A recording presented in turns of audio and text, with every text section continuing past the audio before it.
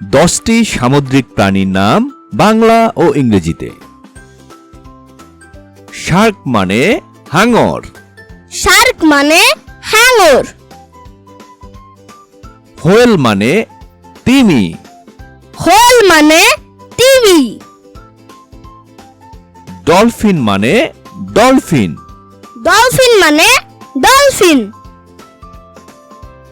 Octopus মানে octopus. Octopus মানে octopus. Crab মানে কাঁকড়া। ক্র্যাব মানে কাঁকড়া। জেলিফিশ মানে জেলিফিশ। জেলিফিশ মানে জেলিফিশ। সি টার্টেল মানে সামুদ্রিক কচ্ছপ।